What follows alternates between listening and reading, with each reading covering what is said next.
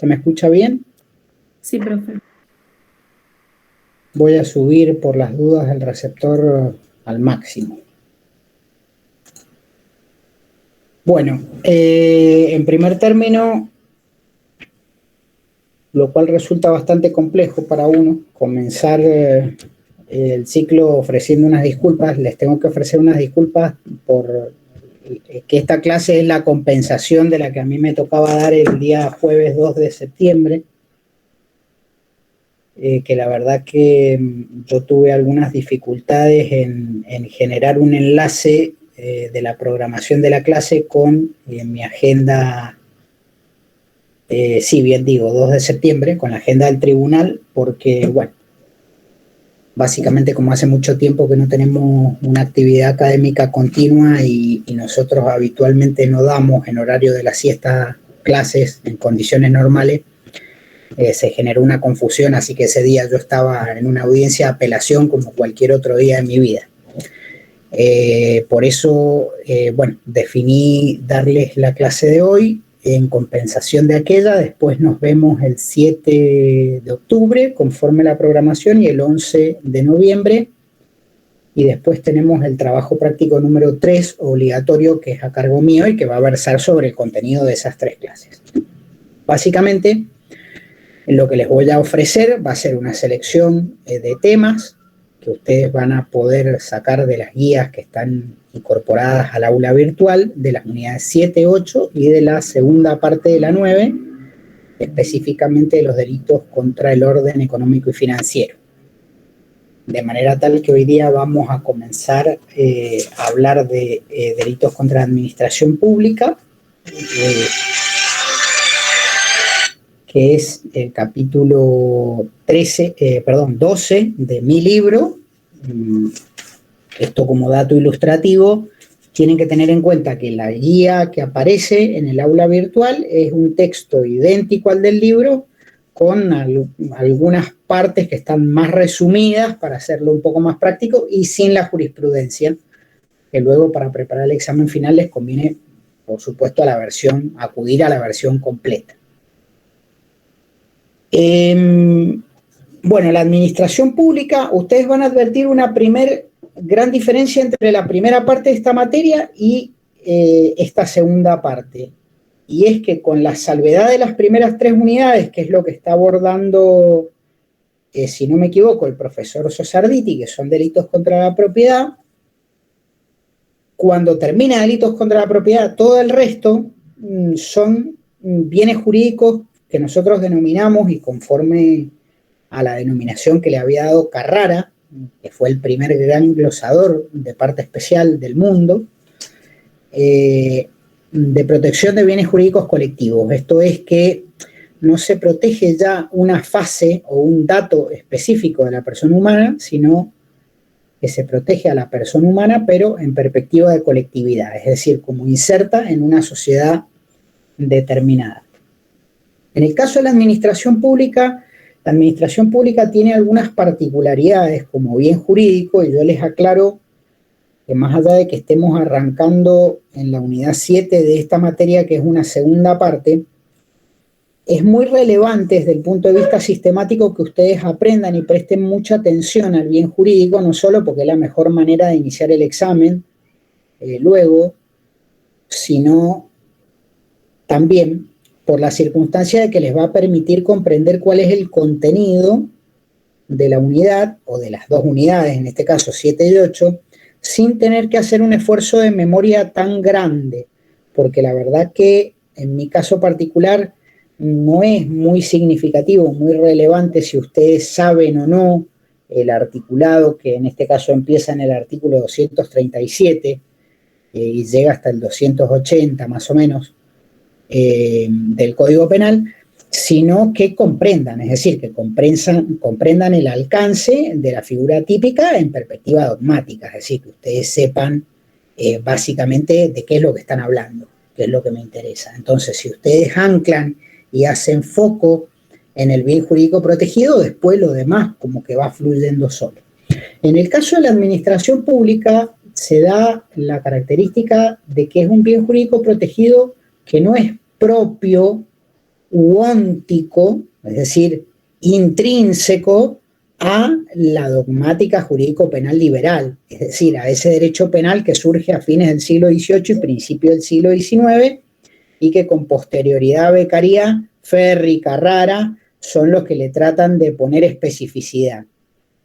Porque es un bien jurídico protegido que el derecho público exporta, digamos, al derecho penal o importa desde el derecho penal, desde afuera y hacia el interior del derecho penal, desde el derecho administrativo.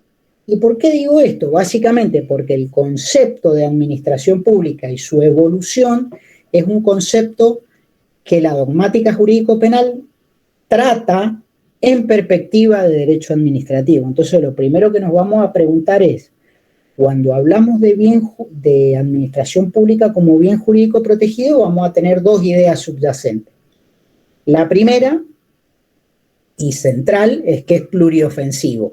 Es decir, que no me encuentro una sola tipología de delitos dentro de este extenso título, sino que me encuentro delitos que pueden ser de peligro o que pueden ser de resultado, y me encuentro con delitos en donde la víctima va a ser propiamente la administración pública a partir de autores ajenos a la misma, o va a ser la propia administración pública a partir de autores que actúan con venalidad, es decir, que se corrompen dentro del ámbito de la administración pública, o también van a haber delitos en donde las víctimas van a ser particulares, y esto por la sencilla razón de que en algunos casos el Estado ha decidido equiparar, digamos, y llevarlo al estándar de bien jurídico protegido algunas cuestiones de índole particular que por sus especiales características merece o requiere de una tutela adicional.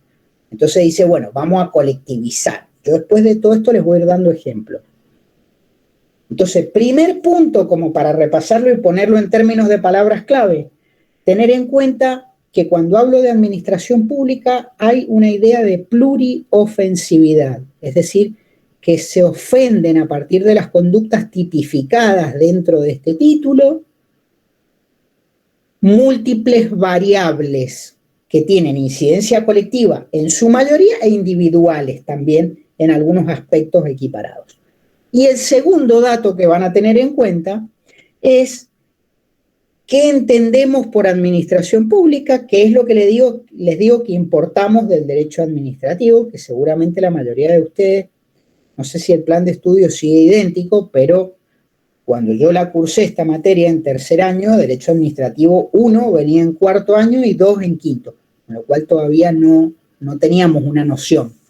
La primera noción la pueden haber visto en derecho político, en historia de las ideas, en donde hay como una suerte de introducción al derecho público, pero no más de eso. ¿Qué es administración pública para la ciencia del derecho administrativo y que el derecho penal toma en cuenta? Tiene a la vez dos aspectos. Uno, que es el aspecto orgánico.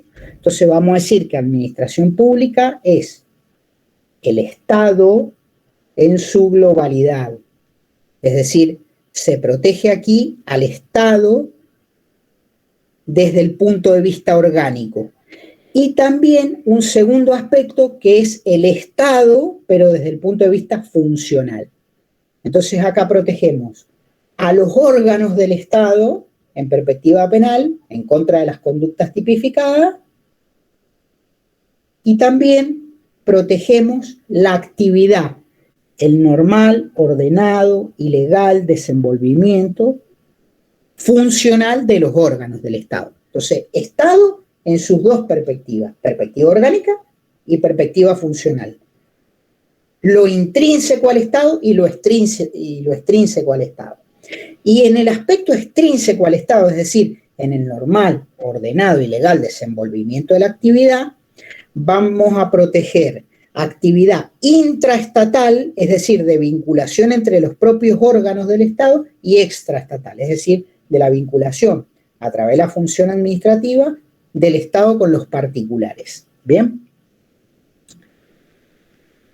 ¿Cuál es el segundo dato que ustedes tienen que tener en cuenta, además de lo que ya les he dicho? Concepto de administración pública, bien jurídico protegido extrapenal, concepto de administración, perspectiva orgánica, perspectiva funcional, que alguien lleva a cabo esa actividad funcional del Estado. Y el artículo 77 del Código Penal, esto lo van a poder ver muy claramente en la introducción, hace referencia a que si bien el derecho administrativo hace diferencias conceptuales entre lo que es un empleado público y lo que es un funcionario público, en líneas generales, el empleado público tiene menor jerarquía, genera actividad que no implica ejercicio de la función administrativa, sino que genera una actividad que solo tiene incidencia dentro del ámbito de la administración y es elegido a través de una designación, de una simple designación, más allá de que puede ser por contrato, puede ser en planta permanente, puede ser a través de locación de servicio o de obra, de que desde el punto de vista del derecho laboral no es relativo cuál es el grado de vinculación, simplemente lo importante es que se encuentre vinculado a partir de este nombramiento.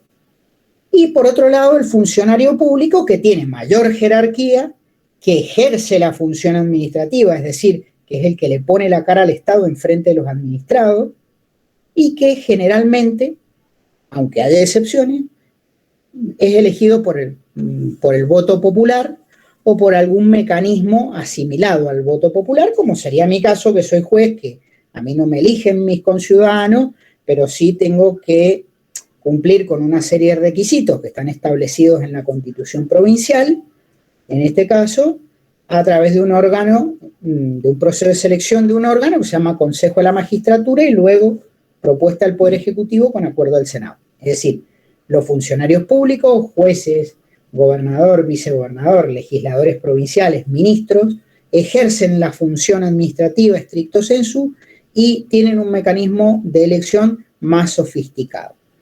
Claro que estas dos diferencias entre empleado y funcionario público, cuando llegan al derecho penal, se difuminan, es decir, desaparecen. Porque en lo que respecta a los delitos contra la administración pública, y esto está expresamente contemplado en el artículo 77 del Código Penal, empleado y funcionario público para el derecho penal son la misma cosa, con lo cual, cuando el código se refiere a empleado o a funcionario, indistintamente se encuentran incluidas las dos categorías en ese artículo, es decir, pueden ser sujeto activo especial del delito por la sola circunstancia de la vinculación, tanto los empleados como los funcionarios. Hasta acá se va entendiendo lo que voy diciendo. Función administrativa, concepto de administración pública, estructura orgánica de la administración pública, empleados y funcionarios. Bien. Yo les dije recién que les iba a dar ejemplos de esas tres subcategorías de delitos para que ustedes tuvieran una mejor sistematización. No hay clasificaciones generales, simplemente nosotros hacemos un ensayo como una cuestión de índole pedagógica. Por ejemplo, un particular que afecta a la administración pública desde el punto de vista de su desenvolvimiento, el delito va a ser atentado contra la autoridad, que es el 237 y es el que vamos a pasar a ver en unos minutos.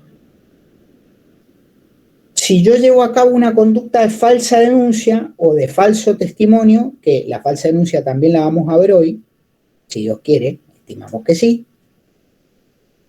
cometo un delito contra la administración, pero no ya solo contra la administración pública, sino contra una derivación o manifestación expresa de la administración pública, que es la administración de justicia, que es uno de los tres poderes del Estado que se encuentran incluidos. Ese sería un segundo ejemplo. Si yo cometo un cohecho, soy ministro, por ejemplo, de obras públicas, esto lo vamos a ver la clase que viene, no, quizá hoy también, y acepto una dádiva para otorgarle la licitación a una empresa específica, es decir, cobro un retorno, una coima, hablando en términos más coloquiales, para beneficiar en particular a una empresa que le va a prestar un servicio al Estado, estoy cometiendo el delito de cohecho. Y en ese caso estoy atentando yo contra la administración pública, siendo yo mismo parte de la administración o portavoz de la administración pública. Es decir, el ordenamiento penal busca, en definitiva, proteger a la administración en los dos frentes. Yo dije recién intrínseco o extrínseco, interior o exterior. Es decir, contra los ataques que vienen de afuera y contra los ataques que vienen desde adentro. Y también en algunos casitos contra ataques a algunas instituciones que si bien no tienen la condición de estatales, pero se les equipara por diferentes razones, por ejemplo, un órgano privado de beneficencia, por ejemplo, una fundación, una ONG, que no forman parte del Estado, pero que al Estado le interesa defender, en especial en perspectiva patrimonial. Bien, ¿qué me queda para cerrarles la idea del bien jurídico protegido? Advertirán ustedes que llevo ya 16 minutos hablando, descontada la presentación, 15 minutos hablando de bien jurídico protegido. La pretensión no es luego que en el examen final ustedes estén 15 minutos, porque el examen final, al menos cuando rinden conmigo, dura 20 en total. No van a estar 15 minutos hablando de bien jurídico protegido, pues si no, no tenemos tiempo al desarrollo de la bolilla. Pero sí es importante que ustedes tengan en cuenta, son, miren, 1, 2, 3, 4, 5 párrafos nada más. Estoy hablando de una inmensidad de contenido. Que tengan en cuenta estos primeros 5 párrafos, ¿por qué? Porque estos primeros 5 párrafos les van a permitir lo que les digo yo, sistematicidad. Como ustedes saben, el derecho penal, tanto la parte general como la parte especial, y lo que los nuclea a ambos, que es su teoría general, su dogmática, tiene una ventaja en relación a otras ramas, en especial del derecho público, y que es sistemático. Nosotros tenemos la teoría del delito, que nos cubre todos los flancos, y tenemos una parte especial que está regida por el principio de legalidad, en donde nosotros sabemos que todo lo que no está prohibido, es decir, específicamente tipificado, tabulado en esta materia, no es delito, es decir, está dentro del principio de reserva. Entonces, esa ventaja de sistematicidad nos permite a nosotros elaborar esta idea que, desde el punto de vista pedagógico, tiene una gran significación para no sacarle chispas después a la memoria y decir, profe, sí, mire, el 237 dice, será reprimido con prisión de 1 mes a 1 año, el monto de la pena no es relevante, salvo que yo lo diga y por alguna razón político-criminal, al que empleare intimidación o fuerza contra un funcionario público o contra una persona que le prestare asistencia a requerimiento de aquel o en virtud de un deber legal para exigirle la ejecución o omisión de un acto propio de sus funciones. Porque la verdad que el que lo diga de memoria, lo felicito, pero si después no me saben explicar el tipo objetivo y el tipo subjetivo, y se admite o no tentativa, que son los 3 flancos que nosotros tenemos interés en explorar, no sirve para nada. Entonces, esto siempre termina redundando en un beneficio, no es la apurada de que lo vamos a bajar en el final, no, al contrario. Para nosotros el éxito, al menos en esta cátedra puedo dar fe de eso, el éxito de nuestra gestión en el proceso de enseñanza-aprendizaje es que a ustedes les vaya bien, lo mejor posible, lo más rápido posible. Bien, primer bloque, entonces vamos a ver atentado, resistencia y desobediencia. En el medio vamos a ver las agravantes del atentado. El delito que les leí recién es el delito de atentado contra la autoridad. Entonces, ¿qué tenemos que pensar? Tenemos que pensar en un funcionario público, en los 3, en el atentado, en la resistencia y en la desobediencia. Tenemos que pensar en un funcionario público que en este caso está por poner en movimiento una decisión, escuchen bien, funcionario, sujeto pasivo del delito, que está por poner en movimiento, en el atentado, una decisión que está dentro del ámbito de sus funciones y que tiene como contenido el desarrollo de un acto de naturaleza administrativa. ¿Y la acción típica en qué consiste? ¿Qué es atentar? ¿Bien? Es exigirle la ejecución o la omisión de ese acto.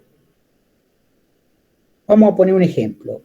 Yo tengo en un estadio de fútbol, juega, no sé, la Lepra contra Gimnasia en el Nacional B y tengo un cordón policial, todos funcionarios públicos, miembros de la Policía de Mendoza, que está bloqueando el ingreso al estadio de las parcialidades. Por un lado ingresan los hinchas de la Lepra y por el otro lado ingresan los hinchas del Lobo, de Gimnasia. ¿En qué consistiría el atentado? El atentado consistiría en que un sujeto, bien, cuando esta autoridad administrativa intenta establecer ese límite de cruce entre uno y otro portal del estadio, impide a la policía, a través de violencia o intimidación, que son los medios comisivos, que esta actividad administrativa se ponga en funcionamiento. ¿Bien? Por ejemplo, le tira una piedra, amenazan a la policía, etcétera, etcétera. Entonces, usted me va a decir, bueno, profesor, pero ¿y cómo esto atentado? ¿Y qué sería resistir y qué sería desobedecer? Que son los dos delitos que vienen después, detrás de esto. Básicamente lo que ustedes van a tener en cuenta para tomar la distinción va a ser que en el caso del atentado la decisión está en vías de ser tomada y lo que la acción típica de la gente hace es impedir que la acción del agente de la administración se ponga en funcionamiento. Es decir, cuando se produce el atentado, hay una autoridad presente en el suceso, pero que está estática, que todavía no está ejerciendo ninguna atribución. En cambio, en la resistencia sí. En la resistencia, el policía me ordena que me detenga, porque me va a subir al móvil policial para trasladarme por averiguación de antecedentes y medios de vida. O me ordena que me detenga porque me va a poner unas esposas, un medio de sujeción, porque me nota exaltado. Y yo, a través de la violencia, resisto esa orden que en el caso de la resistencia ya está ejecutada. Ya me ordenaron que me detenga. ¿Bien? Y yo resisto a través de un obrar activo. Y en la desobediencia es exactamente lo mismo, es decir, la orden ya está dada, nada más que yo no resisto de manera activa, sino que resisto de manera pasiva. Este resistir de manera pasiva se denomina desobedecer. El policía de tránsito está haciendo un control de alcoholemia, me suena el silbato y me hacen la señal de pare y yo sigo de largo con el vehículo porque recién salgo del boliche que está a 2 kilómetros más arriba, me lo tomé todo y no quiero hacerme el control de alcoholemia porque me voy a comer mansa multa. Entonces, en ese caso, yo decido desobedecer. Entonces, ¿qué diferencia hay entre atentado y resistencia a desobediencia? Que la orden, en este caso está latente, todavía no se está ejecutando, y en estos otros dos casos ya está en vías de ejecución, y a la vez estos dos se diferencian en que la resistencia es más grave porque yo le pego al policía, lo violento al policía para resistirme a la detención, en el ejemplo, y en cambio en la desobediencia sencillamente hago caso omiso, es decir, no cumplo con la orden.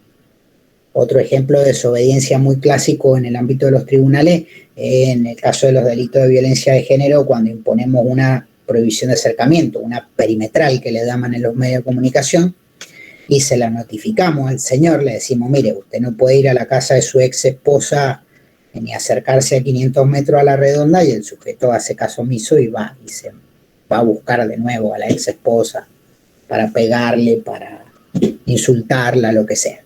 En ese caso también hay una desobediencia. Bien. Bueno, ¿cuáles son los dos medios comisivos? Ya se los dije, intimidación o fuerza. ¿Para qué? Para determinar al funcionario a adoptar una decisión obviamente contraria a su voluntad y que guarda relación con su actividad funcional. La intimidación, ustedes ya la conocen porque han tenido parte especial, primera parte, han visto amenazas, coacciones, han visto, bueno, toda una serie de delitos que ya eh, eh, incluyen el concepto de vis compulsiva, es decir, es una coerción moral. Básicamente puede la intimidación darse a través del uso de la amenaza o a través de alguna actividad de tipo coactivo. Es decir, yo lo que hago es limitar la capacidad de decisión del funcionario público. Le coarto su libertad. Recuerdan en delitos contra la libertad, que la libertad puede ser o libertad física o libertad psíquica. La libertad física era la locomotiva o la de movimiento, y la libertad psíquica es la libertad de determinación, es decir, la que me permite hacer, no hacer o tolerar algo en contra de mi voluntad. Esas son, digamos, el resultado típico en el delito de secuestro, por ejemplo, o en las extorsiones, en el ámbito de los delitos contra la propiedad. En definitiva, intimidación, vis compulsiva, coerción moral, amenaza como ejemplo. Y la fuerza, ustedes ya saben, la fuerza es la violencia absoluta, es decir, la vía absoluta es la violencia física, el despliegue de energía realizada con la finalidad típica. En este caso, en el caso de la fuerza, tiene una excepción, que es que yo no puedo tocar físicamente a la gente cuando atento. No puedo tener un contacto físico con el agente, porque en la medida en que ese uso de la fuerza implica un contacto cuerpo con cuerpo, la conducta salta al inciso 4 del artículo 238, que es una de las 4 circunstancias agravantes, que dice, si el delincuente pusiere manos en la autoridad. Ya enseguida vamos a hablar de eso. Pero si yo pongo manos en la autoridad, es decir, si mi atentado contra la autoridad en la modalidad de ejercicio de fuerza es pegarle una piña al funcionario público, es agravada la conducta, no entra dentro de la figura básica. ¿Profe? Sí. Una pregunta, y en el caso de tirar una piedra, ahí sé que no se estaría como tocando cuerpo a cuerpo, pero ahí no podría ser también algo agravado. No lo veo como en los incisos de la figura agravada, pero sí, ¿no sería igual de grave que tirar cierto tipo de piña o cierto contacto cuerpo a cuerpo? Tiene toda la razón. ¿Por qué? Nosotros ahí en el material lo decimos, porque básicamente van a haber modalidades ejecutivas, como usted pone el ejemplo, tirarle una piedra, que no van a implicar contacto cuerpo a cuerpo y que sin embargo van a expresar o van a ventilar un nivel de violencia mayor a cualquier otra modalidad que sí implique el contacto. Y sin embargo uno queda en la figura básica y otro en la agravada. Esto es lo que la doctrina también se pregunta y que en muchas oportunidades dicen, o no muchas oportunidades, sino hay una franja de la jurisprudencia que dice que el inciso 4 del artículo 238 deviene inaplicable, es una cláusula inoperativa del código, ni siquiera tiene un problema de constitucionalidad, sino que como viola el principio de legalidad en su expresión de máxima taxatividad, porque no tiene ribetes concretos, digamos, y a la vez viola una segunda manifestación de la legalidad, que es la proporcionalidad, porque me ponen más pena en un supuesto menos grave que en la figura básica, que resulta ser más grave en algunas modalidades comisivas. Entonces, a partir de la violación de estos principios es que una parte de la jurisprudencia se inclinaba a decir que el inciso 4 se tiene por no escrito. Yo eso ya lo iba a explicar, pero ya que usted lo preguntó, les comento que el problema es un problema de sistematicidad que tiene que ver con el Código Penal en su origen, ¿no?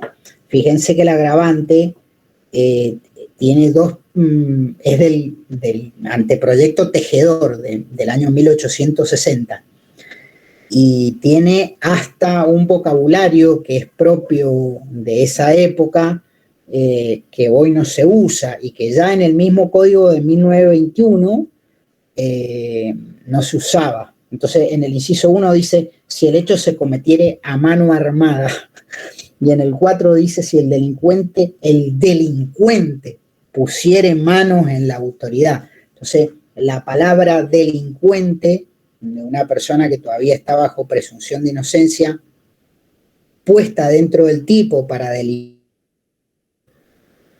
y en el inciso 1 a mano armada, la expresión mano armada es una expresión vieja de lo que hoy denominamos la tenencia o portación, o en el mejor de los casos, el uso de arma que configura una circunstancia agravante de la comisión de cualquier delito a partir de lo que establece el 41 bis del Código Penal, que tiene una agravante genérica, esto ya lo deben haber estudiado en la primera parte, que dice que cualquier delito de la parte especial que se comete con el uso de arma de fuego lleva 1/3 más de pena en el mínimo y en el máximo. De manera tal que ya desde lo semántico, desde lo terminológico, se le puede hacer una crítica al 238 que quedó como un parche del proyecto Tejedor, cuando en el Código de 1921 ya algunos errores derivados de la propia época de positivismo lombrosiano habían quedado por fuera. Entonces, ese puede ser el motivo por el cual aparecen estas dudas interpretativas de aplicación y que llevan a un sector jurisprudencial a tenerlo por no escrito, el agravante. Hay otros, en cambio, que pensamos que se pueden dar casos. Yo pienso, más allá de que comparto las críticas, se pueden dar casos en donde, digamos, el atentado contra el funcionario público, poniéndole las manos encima o con contacto físico, digamos, para usar una terminología más moderna, puede llegar a ser más grave que la vis absoluta del 237. Bien, hasta allí la explicación. Para cerrar, básicamente, el delito es un delito doloso y el autor debe saber, tiene que tener el elemento cognitivo del dolo de que está atentando contra un funcionario público y a la vez tiene que saber que le está exigiendo la ejecución o la omisión de un acto que está dentro de su esfera de funciones. Es decir, que tiene que estar en ese momento en ejercicio de sus funciones. Y lo único que resta explicar acá, dice que emplear intimidación contra un funcionario y pone otro sujeto pasivo que dice la persona a la que le presta asistencia a requerimiento de aquel o en virtud de un deber legal. Acá aparece un sujeto pasivo que puede no ser funcionario público, pero que está ejerciendo una función de índole pública en ese caso concreto. Entonces, por ejemplo, si yo voy persiguiendo a un sujeto en flagrante delito, es decir, un sujeto que acaba de cometer un delito y que va corriendo por la calle con la red furtiva en la mano o con el arma que ocupó para cometer el hecho en la mano, es decir, con indicios vehementes de flagrancia, de ser el autor del hecho, que se le atribuye, y la policía que va en persecución me pide a mí como particular ayuda, por ejemplo, me pide mi vehículo para perseguirlo, yo en ese caso estoy ejerciendo una función a requerimiento de la autoridad pública. Entonces, ahí como sujeto pasivo del delito de atentado, me equiparan a mí como particular. En ese caso, se puede hablar también de deber legal. ¿Por qué? Porque los ciudadanos comunes, en algunas instancias, se nos exige como un deber legal, pero que tiene base, que puede tener base no solo en la ley, sino también en el contrato o en la conducta presente, algunas acciones. Para darles un ejemplo de deber legal, surge un deber legal a partir del artículo 108 del Código Penal, que es la omisión de auxilio, la omisión de socorro. El típico caso de cuando yo me encuentro una persona que se está ahogando en el lago Regata, en el parque, que se ha caído al lago y que no sabe, evidentemente no sabe nadar y se está ahogando. A mí, digamos, en ese caso la ley me impone el deber de salvamento, de llevar a cabo una acción de salvamento, en la medida, por supuesto, que no me ponga en riesgo a mí mismo. Porque si yo tampoco sé nadar, no tengo por qué tirarme a salvarlo. Pero de manera subyacente, el legislador me obliga a que por lo menos llame al 911, ¿bien? Entonces, si yo no llamo al 911 o no me tiro a salvar a esa persona, estoy incurriendo en un delito que es el delito de omisión de auxilio u omisión de socorro. Entonces, esos deberes legales, digamos, que me imponen específicamente, me equiparan a un funcionario público en caso yo de recibir un atentado. Entonces, en el ejemplo que les doy en el lago, si viene un tercero y me dice, no, déjalo que es un suicida, déjalo que se ahogue y me da un par de golpes para que yo no lo salve, y yo estaría siendo sujeto pasivo del delito de atentado, aún siendo particular, en esa hipótesis que es la de deber legal. Bueno, hasta allí atentado. Hemos dado un doctorado en atentado. Las agravantes, bueno, ya vimos dos. Si el hecho se cometiere con armas, se está refiriendo a armas, como no especifica, vamos al concepto genérico de arma, pueden ser propias o impropias, y pueden ser de puño o de fuego, digamos, por deflagración de la pólvora, o puede ser un cuchillo, o puede ser un bat de béisbol que lo estoy usando como arma en ese momento. El inciso 2, si el hecho se cometiere por una reunión de más de 3 personas, es decir, que requiere por lo menos 4, acuérdense de esto porque es la única vez que el Código Penal, cuando hace referencia a pluralidad de agentes, se refiere a 4.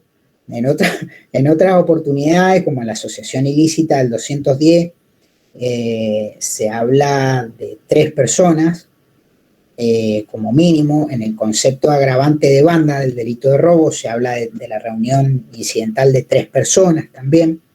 En este caso se requiere, bueno, después en el homicidio, el concurso premeditado de 2 o más, es decir, es el autor del homicidio más el concurso de 2 más, son 3 como mínimo. En este caso estamos hablando de 4, una reunión de más de 3, es decir, por lo menos 4. Obviamente la pluralidad de agentes en el acometimiento contra la autoridad es lo que le da el fundamento al agravante. Si el culpable fuere funcionario público, es decir, si es una disputa que se produce de un funcionario público a otro funcionario público, agrava por la condición especial de sujeto activo, es decir, quien debería venir a colaborar con el funcionario público o a coadyuvar en la gestión específica, si atenta contra el mismo, afecta más gravemente el bien jurídico protegido porque tiene un deber intrínseco de garante, porque también es parte de la administración pública. Ustedes dirán, pero ¿y esto puede ser? Miren, nosotros hemos tenido caso de la pelea de un agente de tránsito con un policía de Mendoza, es decir, un policía que depende del Ministerio de Seguridad, con un agente vial de tránsito que depende de la policía de la municipalidad. Una pelea entre ellos porque el policía de tránsito no quería dejar ir a la esposa del policía de Mendoza, que estaba mal estacionada. Entonces le quería retener el vehículo y bueno, atentó contra el policía de Mendoza contra el policía de tránsito. Aunque les pueda parecer un bolazo, son cosas que pasan. Y poner manos en la autoridad, ya dimos suficiente alcance de la explicación. Bien.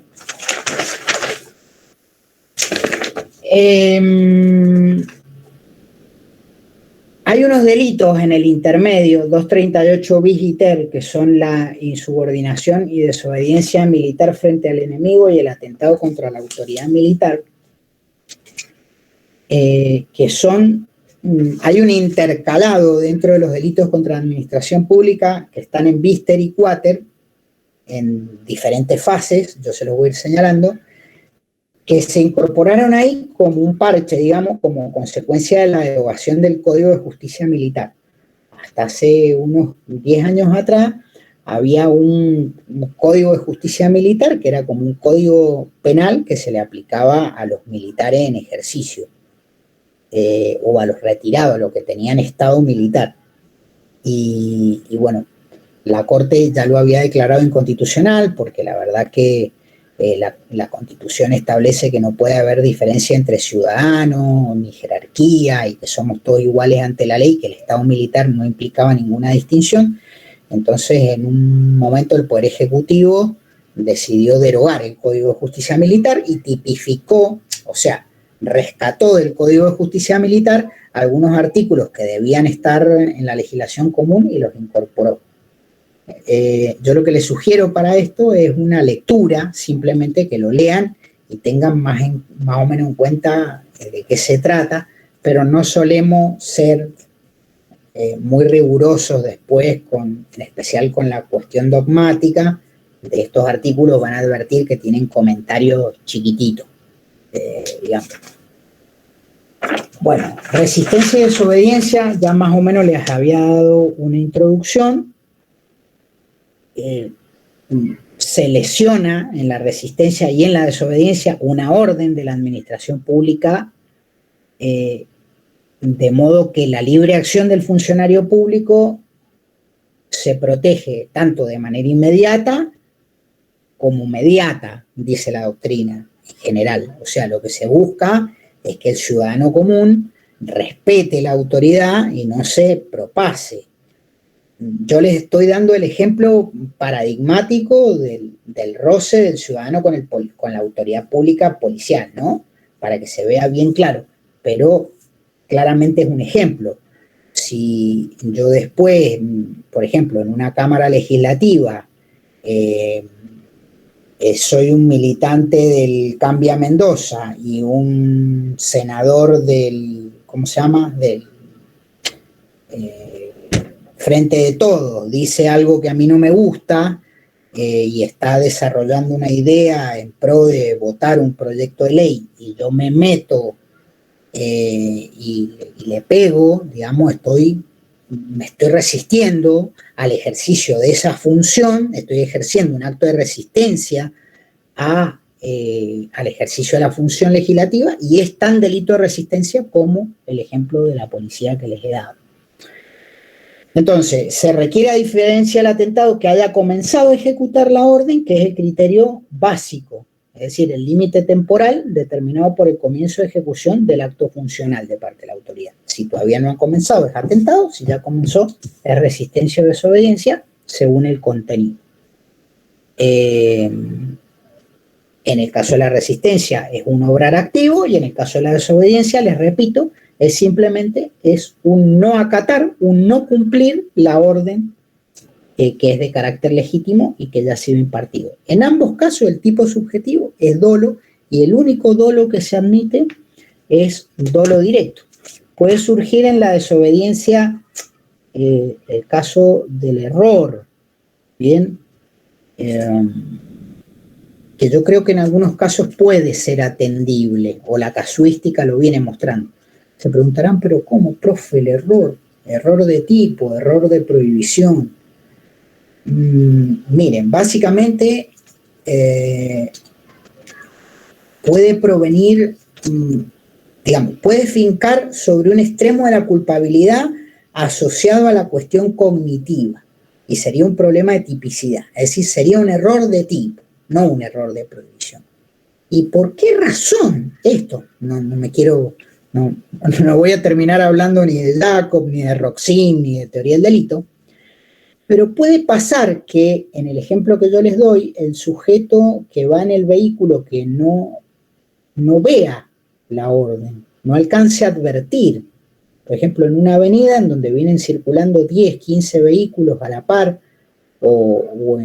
a la par de 3 colas de vehículos, 3, 4 en cada uno, es decir, una circulación nutrida, y que el policía hace la seña de detención y uno no alcanza a advertir si es para uno o es para el vehículo que viene al costado o el que viene atrás y pasa de largo. Digamos, una buena técnica indica que uno tiene que hacer una maniobra de detención ante la duda. Ante la duda me detengo. Pero si tuve dudas y no me detuve, va a haber un problema de error sobre el tipo subjetivo. Es decir, no se va a poder determinar la existencia del dolo directo que requiere la figura. A lo sumo habrá dolo eventual. A lo sumo me hice el tonto. O a lo sumo no vi la orden o no interpreté que fuera para mí. Y la pregunta sería si esto es culpa o no es culpa. Yo creo que sí, por ausencia de tipo subjetivo. Ese es el mayor problema que puede llegar a tener la desobediencia. Bien. Vamos a ver, falsa denuncia a continuación. Muy rápidamente, ¿por qué? Porque el delito de falsa denuncia después está en el 245, después lo volvemos a ver más adelante.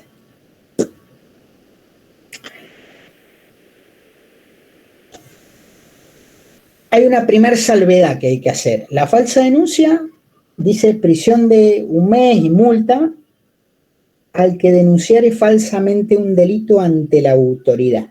El tipo objetivo es muy sencillo.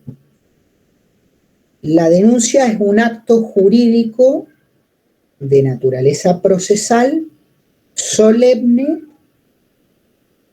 y bilateral, más allá de que sus consecuencias son unilaterales, pero no importa eso. Después lo vamos a ver con falso testimonio más claro, que lo vemos en la siguiente clase. Falso testimonio, ténganlo en cuenta. En la falsa denuncia, este acto es bilateral. ¿Por qué razón? Porque yo, ciudadano común, voy a poner en conocimiento de la autoridad un hecho delictivo y eventualmente individualizar a los autores. ¿Y la autoridad qué hace? Recepta esa denuncia, plasma un acto de carácter solemne que se llama acta de denuncia y como consecuencia de ello se da intervención a una autoridad que como consecuencia de la vigencia del Código Procesal Penal Ley 6730 acá en Mendoza, que es del año 2000, es el Ministerio Público Fiscal, es decir, quien me recibe la denuncia es un delegado de la Fiscalía o un policía, pero que tiene funciones de investigación, funciones judiciales, y pone en mecanismo la Administración de Justicia para tratar de descubrir si ese hecho existió y quiénes fueron sus autores. Entonces, el tipo hace mención a que este acto que yo llevo a cabo, que es un acto solemne, que es un acto bilateral, que involucra a la administración y la intervención de una autoridad pública, es falso. ¿Y por qué es falso? Bueno, porque el hecho mismo no existió o porque existió, pero ocurrió de una manera distinta. Por ejemplo, yo denuncio un hecho como que fue cometido de manera imprudente y en realidad fue cometido intencionalmente, o denuncio un hecho que existió, pero no fue un día lunes, fue un día miércoles en la realidad, y por una cuestión de ganancialidad decidí cambiar la fecha. Cualquier circunstancia que se les ocurra como contenido de la falsedad, que después en la unidad 9, primera parte, también con el profe que le toque dictársela van a ver cuáles son los alcances en los delitos contra la fe pública, cuáles son los alcances de la falsedad para la legislación penal. En principio, todo lo que vaya en contra de un concepto de certeza, de verdad, en términos históricos o naturalísticos o absolutos, es falso. Entonces, hago una denuncia, entendiendo la denuncia como un acto jurídico procesal, bilateral, solemne, que tiene contenido falso. Y lo hago de manera dolosa, es decir, con la intención o con la voluntad y el conocimiento de que lo que estoy denunciando ante la autoridad es falsa. El típico ejemplo de denuncia falsa en nuestro foro se ve cuando yo quiero catapultar, digamos, un seguro, cuando yo quiero generar el pago del premio de un seguro, del que pago una póliza, tengo una póliza vigente y pago la prima todos los meses. Entonces, por ejemplo, un iPhone 12 que vale, no sé, $1.000. Yo pago un seguro. Este no es un iPhone 12, ¿no? Claramente. Pero vamos a la hipótesis de que es un celular muy valioso. Entonces yo pago una póliza de seguro que dice que si me roban este celular o me lo hurtan, el seguro me va a pagar el premio que va a equivaler al valor del celular. ¿Me siguen? Entonces, ¿pero qué pasa? Nadie me lo roba, yo lo pierdo por distraído. Me lo olvido en el asiento del colectivo, me lo olvido en el boliche porque tomé de más y se me cayó el bolsillo, lo dejo arriba del capó del auto mientras abro la puerta del auto. Bueno, es la hipótesis que a ustedes se les ocurra, pero claro, mi póliza no cubre el extravío, cubre el robo o el hurto. Entonces, ¿qué hago? Bueno, voy a la oficina fiscal de la comisaría más cercana a mi barrio, interpongo la denuncia y digo que me han robado el celular. Y me invento las circunstancias. Digo, no, vino un sujeto y me asaltó con un cuchillo, en la Plaza Independencia, unos 70, tez oscura, pantalones Adidas, pescadores, viene el prototipo, ¿no? De lo que uno considera de manera estereotipada y conforme a la criminología mediática actual, delincuente. Entonces me toman la denuncia ardorosamente, fiscal interviene, se aboca y dicen averiguación de robo del teléfono celular y sale la policía a buscar a este sujeto en el rondín, conforme la descripción y el identikit que yo di, y yo en realidad lo único que quiero es que me den la constancia para ir al seguro y que el seguro me reponga el celular. Es el típico caso de denuncia falsa. ¿Qué es lo que pasa? Ustedes dirán, bueno, profe, pero es como una suerte de mentirilla blanca. No, el problema es que la administración pública, digamos, tanto a nivel económico como desde el punto de vista orgánico funcional, despliega una actividad cada vez que uno hace una denuncia. Entonces, por eso se protege frente al delito de falsa denuncia. Porque si cada uno que se le ocurre va a ir a denunciar un hecho de manera falsa, la administración pública no para de trabajar en cosas, digamos, en cuestiones que están desviadas. Otro tanto ocurre, no siempre, pero hay algún margen también de denuncia de violencia de género que tienen algún viso de ganancialidad o alguna perspectiva de venganza, en donde va y se denuncia el hecho de la violencia con el ánimo de perjudicar a uno de los dos miembros de la pareja, o porque no paga la cuota alimentaria, o porque está saliendo con otra, o etcétera, etcétera. Ese y el del celular son los casos como más usuales. Bueno, por supuesto que es un delito doloso. ¿Qué última particularidad hay antes de concluir con este delito y pasar al próximo? Básicamente que se puede confundir o puede generar un concurso aparente con las calumnias. La calumnia, que ustedes la vieron, creo, si no me equivoco, en la unidad 3 de la materia anterior de Penal Especial 1, ¿se acuerdan? Era la falsa imputación de un delito a una persona física determinada. Creo que es así, el 109 del Código Penal. Palabras más, palabras menos.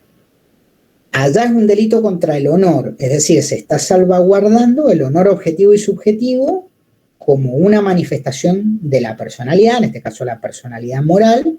Honor objetivo, recuerdan, el sentido de autovaloración que uno tiene, y honor objetivo es un poco el prestigio, un poco esa idea que generan los demás a partir de obrar como un ciudadano correcto, ¿no?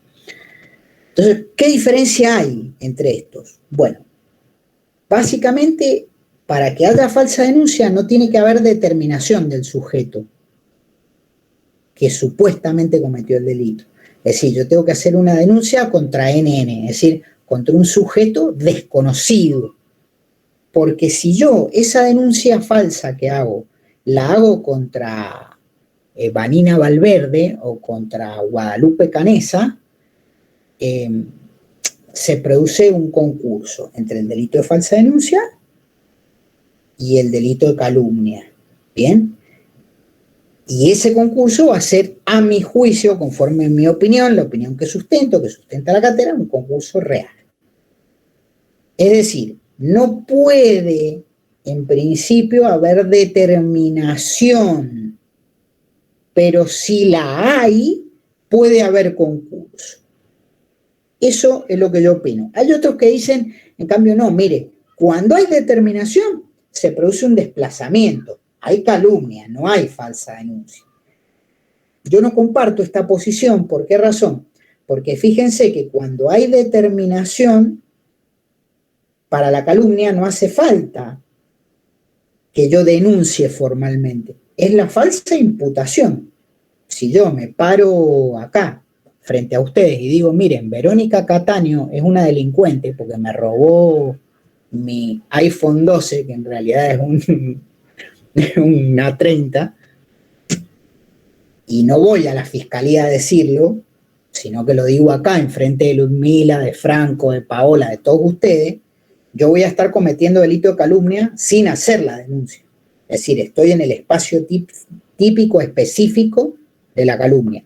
Ahora, si yo digo que Verónica Cataño me robó el celular y voy y la denuncio, estoy cometiendo también el delito de falsa denuncia, porque la verdad que yo a Verónica Cataño ni la conozco, no tengo el gusto, lo único que veo en la pantalla es una B corta con un círculo verde, y no es verdad que me robó el celular, de hecho lo tengo yo acá en la mano. ¿Se entiende? Más o menos. Pero hay diferencias de postura, a mí me interesa que sepan, porque por ahí solemos preguntarlo, ¿ves? ¿Qué diferencia hay entre el delito de falsa denuncia y el de calumnia? La indeterminación del sujeto. En la falsa denuncia está indeterminado, en la calumnia está determinado. En la falsa denuncia se requiere el acto jurídico formal de denuncia, en la calumnia no, es un juicio de imputación que puede no ser solemne. Lo puedo hacer al público, o puedo decirle a Aldana Guzmán, che, Aldana, mirá, Verónica me robó el celular, entonces, en cuyo caso igual sería calumnia, pero con afectación solo del honor objetivo, porque no habría una difusión masiva, etcétera, etcétera. Bien. ¿Profe? Sí. Una consulta antes que sigamos con el tema.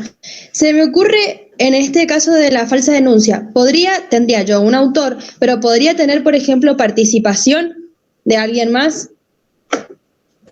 O sea, podría hacerlo una persona con ayuda de otros, esa falsa denuncia, o Sí. siempre va a ser uno solo y ese autor va a ser doloso.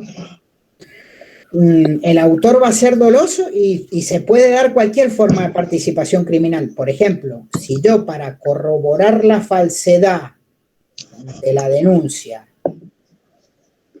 hago que citen como testigo a Valeria y a Sofía, que van y corroboran y dicen, sí, lo que David denunció está muy bien, Verónica le robó el celular, esos dos partícipes van a ir en concurso aparente de leyes por el delito de falso testimonio, que es el vinculado que les voy a... que esta es la primera parte de la historia, el capítulo 2 se los cuento después cuando veamos falso testimonio, pero en concurso aparente con participación criminal primaria en el delito de falsa denuncia. Claramente.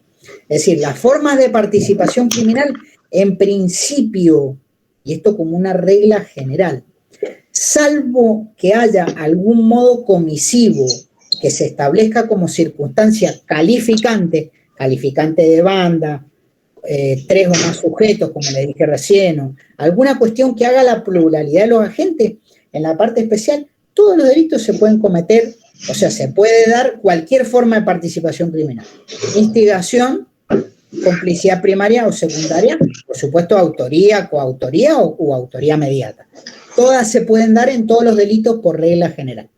¿Está bien, Celeste? Y eso, sí, y esos participantes tendrían que también actuar dolosamente junto con el autor. Por supuesto, porque la participación criminal, ya esto no sé si no ha rendido penal 1, no le estoy controlando sus antecedentes, sino una pregunta. No, he rendido la parte general, no he rendido todavía la especial 1 todavía no. Claro, por eso, pero la parte general sí. Sí, eso sí. Bueno, cuando usted ve formas ampliadas de imputación y ve la bolilla referida a autoría, las dos cátedras lo suelen explicar bien, pero la cátedra del profe Palermo por ahí lo explica un poquito mejor. Hay un principio que se llama, para los cultores del concepto restrictivo de autor, o también llamada teoría monista, que se llama principio de accesoriedad. ¿Qué significa el principio de accesoriedad? Básicamente, que los elementos del tipo, tanto objetivo como subjetivo, en subjetivo estamos hablando del dolo, que es lo que usted me pregunta, cabalgan del autor al partícipe. ¿Bien? Es decir, para poder tener actividad accesoria, es decir, considerar a un sujeto partícipe, en cualquier graduación, primario o secundario, tiene que darse un traslado de los elementos subjetivos del tipo, es decir, la conducta tiene que ser dolosa, tanto del autor como del partícipe. ¿Por qué? Porque si el autor actúa dolosamente y el partícipe no, porque el partícipe cree estar colaborando en un hecho que no es delictivo, porque el autor le mintió, rige la cláusula de limitación subjetiva, que creo que está en el artículo 47 del Código Penal, que es una cláusula que dice, el partícipe solo va a responder hasta tanto se haya comprometido con el autor. Entonces, por ejemplo, Si el partícipe se comprometió a robar y el autor entró al domicilio y mató a una persona, el partícipe no responde Claro, por ya el lo excede. homicidio, responde por el robo nada más. Entonces, siguiendo esa regla, que es la de la limitación de las circunstancias subjetivas y el principio de accesoriedad de la participación criminal, esto que me pregunta usted acá en este caso concreto se resuelve muy fácil. Lo que yo voy a tener que chequear es si el que colaboró en la falsa denuncia lo hizo en acuerdo, es decir, si puedo decir que es partícipe justamente, porque si no lo hizo en acuerdo, no va a ser partícipe. Si fue confundido o engañado o instrumentalizado de cualquier forma. Bien, gracias, profe. De nada. Igualmente es muy buena la pregunta, igualmente no... tratamos en parte especial de concentrarnos en lo nuestro, porque imagínense si en la mesa yo les llego a preguntar de participación, después de estudiarse esta materia que es un camionazo, los vuelvo locos. Bueno, último delito, se los desarrollo en 2 o 3 minutitos y ya cohecho sí lo dejamos para la próxima clase. Vamos a ver el del 247, que es ejercicio ilegítimo de la profesión. Y después ya pasamos al 256.